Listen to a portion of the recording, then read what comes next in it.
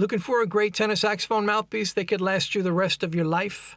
I've got 4 suggestions for you, all of which under $200. Some of the top sax players in the world play on these, and any one of them could easily be the last sax mouthpiece you ever need. My name is Jay Metcalf, and on this channel I post lessons, tips, and strategy videos for saxophone players. So go ahead and subscribe if you want to be kept in the loop about what's coming up next.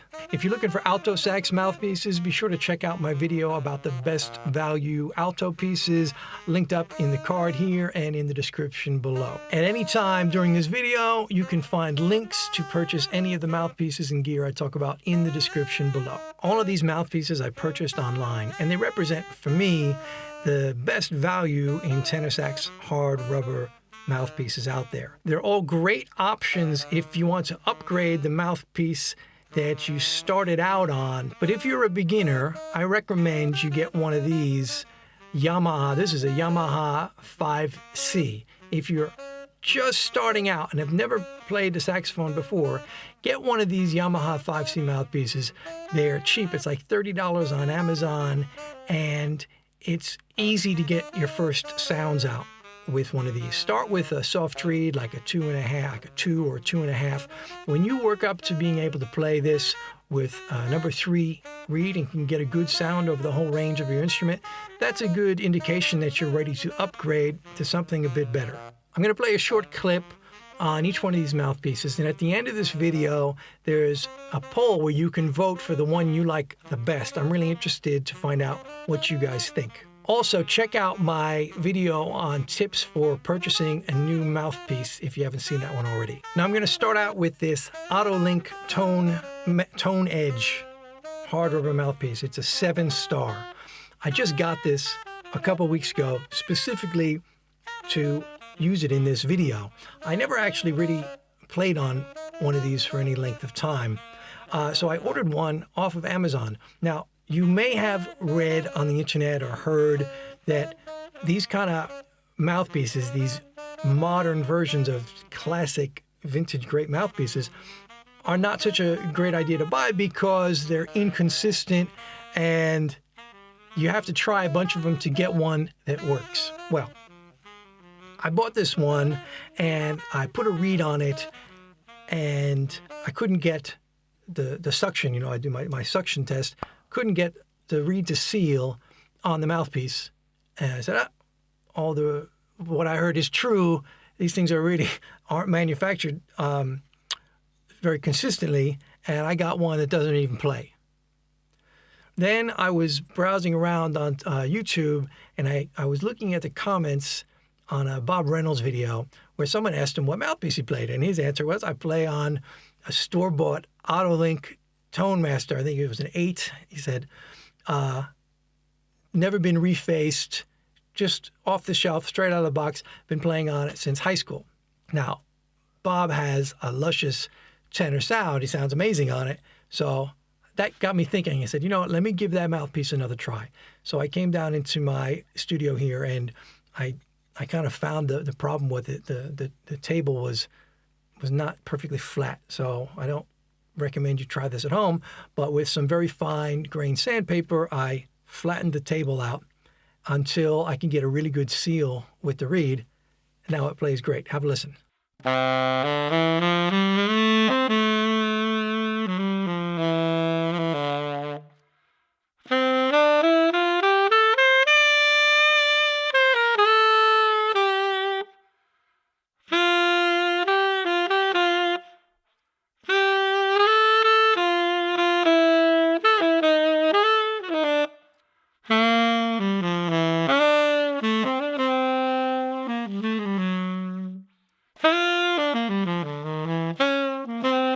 So for the last week, I've really been enjoying playing on this piece, and I think I'm going to stick with it for a while and see what happens.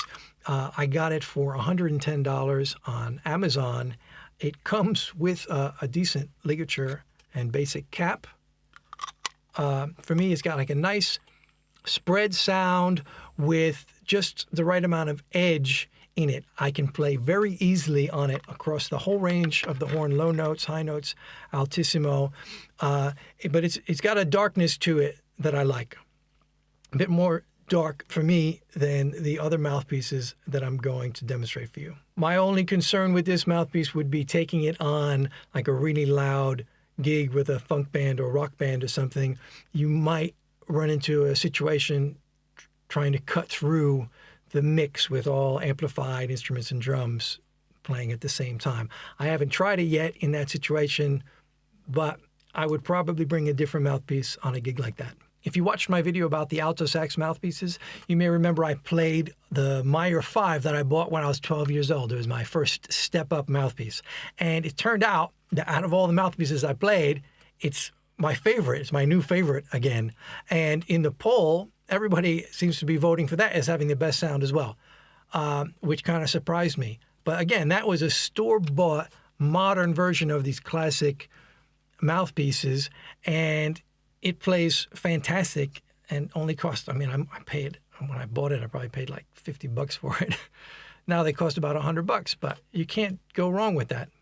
On that one, you could go wrong if you bought one like this one and it didn't seal. But you just send it back to Amazon and they'll send you another one. You could even go crazy, order 3 of them, play all 3, keep the one that plays the best, send the other 2 back. If anybody watching is playing on one of these stock Auto Links or Meyer mouthpiece, the new modern ones, and is getting great results with it, let me know in the comments below.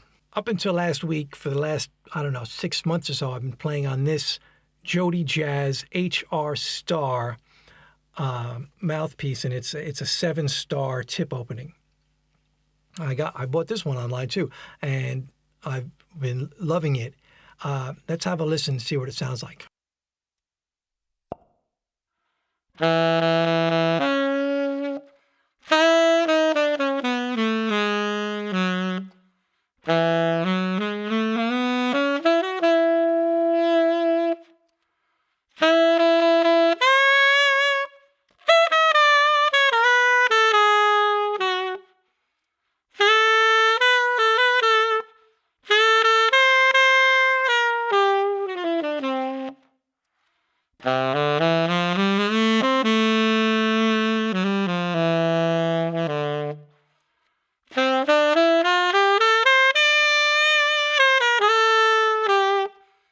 So for me, the JODY Jazz has a really nice, focused, clear sound. It's very easy to play over the whole range of the instrument, altissimo, low notes, almost effortless with the right reed.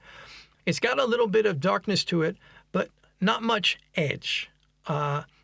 I definitely think this could cut through well in a loud band. I've played it on stage with loud bands, and I have no problem being heard. It comes with a nice ligature, a copy of the old Harrison ligatures, which are great, and a nice mouthpiece cap, and even a pouch, a little cloth pouch. I got it on Amazon for $192. Next up is the VANDOREN V16 T7 mouthpiece.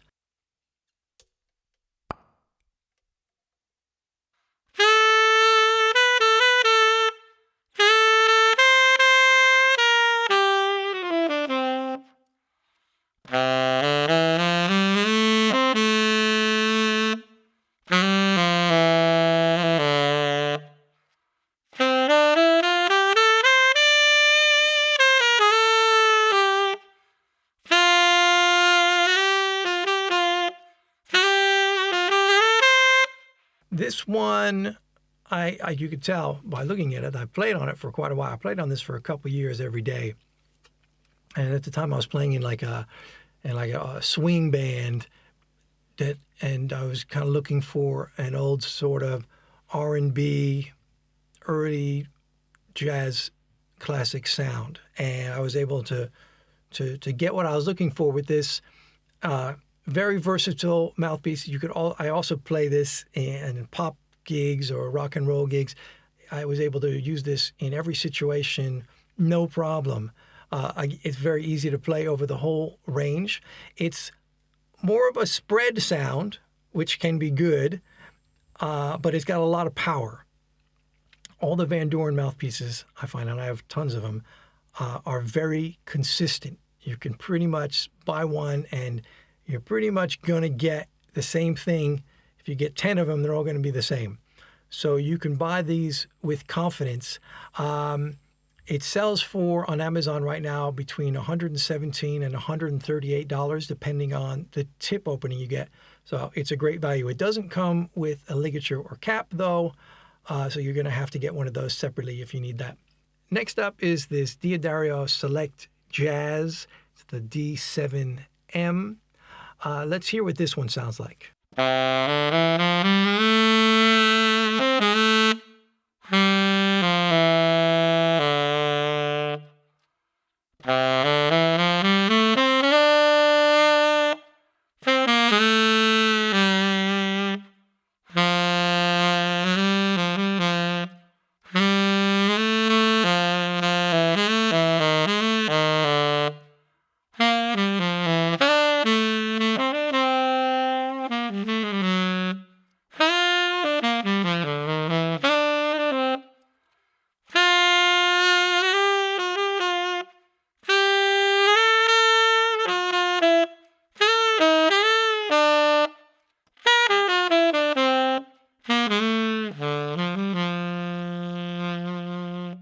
Now, this mouthpiece I haven't played on very much, just kind of messing around with it in my studio, testing it out. But I like it a lot, and it's the sort of thing that I could take on a gig tomorrow, and I'm sure get very used to playing on it. For me, this mouthpiece plays similarly to the JODY Jazz that I played earlier. I just talk about it here because it's a new mouthpiece on the scene that a lot of people are interested in, and I wanted to give everyone a chance to hear what it sounded like. You can get this for $199 on Amazon. It does not come with a ligature and cap, though. Okay, so what do you think? Go ahead and vote right here for the mouthpiece you like the sound of the best. Also, in the comment section below, I'd love to hear what you guys are playing on, the mouthpieces you getting the best results with, and maybe some other mouthpieces you'd like to hear me try out on the channel. Remember, your saxophone sound is not so much dependent on what equipment you're using, but on the amount of work you're putting into it. You've got to practice lots of long tones. You've got to play your horn every day.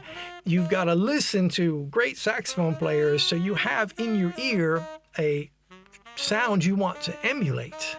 I advise everybody not to get too caught up in oh, if I get this amazing mouthpiece, it's going to make me sound better. Really, that's not how it works.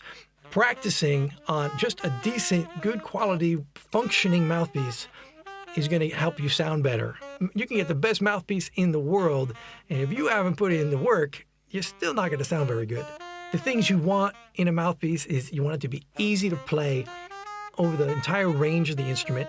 You want to be able to get the sound out of it that you hear in your head, and you want it to work well with a variety of reeds. So all of these mouthpieces, I can take a box of reeds and pretty much I can get all of them to play well on these mouthpieces. I have other mouthpieces that are kind of picky, and some reeds work great and a lot of other reeds don't really work. I don't play on those mouthpieces anymore because it's too hard. I'm spending too much time finding reeds, and I really just want to spend my time playing the saxophone. If you like this video, go ahead and give it a thumbs up. If you didn't like it, thumbs down is cool too. There's some videos over here about saxophone stuff that I think you will like. Head over to my website to enroll in my free Play Sax by Ear crash course. Thanks for watching.